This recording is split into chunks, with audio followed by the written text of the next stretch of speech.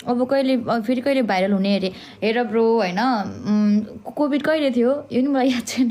हो त्यो बेलादेखि चलेको हो भाइरल चाहिँ भएको हो होइन अनि यस्तो कुरा चाहिँ मसँग नगर ल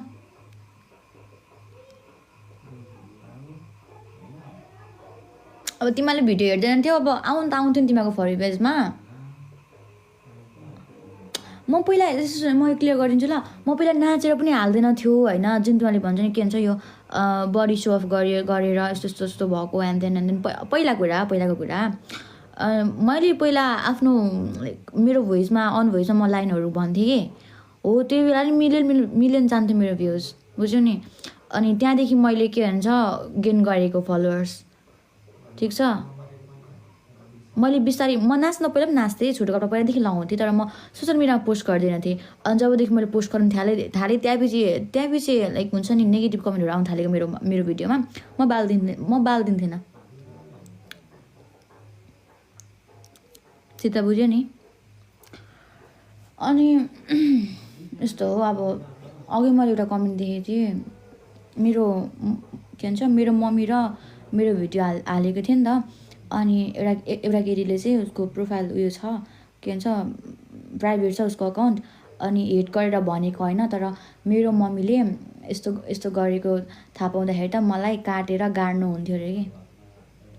अनि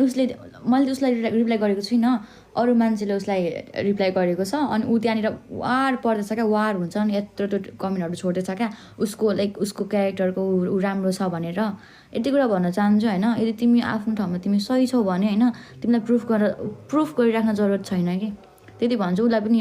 के भन्छ लाइभ हेरेको छौ कि छैनौ होइन हेरेछौ भने चाहिँ यति कुरा बुझ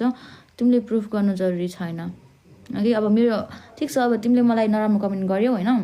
त्यो तिम्रो ठाउँमा छ होइन त्यो तिमीले गर्न पाउँछौ लाइक पब्लिक प्लेटफर्म हो मेरो कमेन्टहरू खुल्ला छ कमेन्ट बक्स खुल्ला छ तिमीले आफ्नो ओपिनियन राख्नु पाउँछौ तर त्यो क्लेम गर्नु नगर्नु मेरो ठाउँमा छ नि त हो त्यसलाई चाहिँ मैले साइड हटाएर म आफ्नो मैले जस्तो अब होइन मान्छेको विचार हो होइन सबैको सोच चेन्ज गर्न सकिँदैन त्यही पनि अब तिमी सही छौ भने चाहिँ नि तिमीले प्रुफ गरिराख्नु पर्छ लाग्दैन कि मलाई चाहिँ त्यति कुरा हो होइन अनि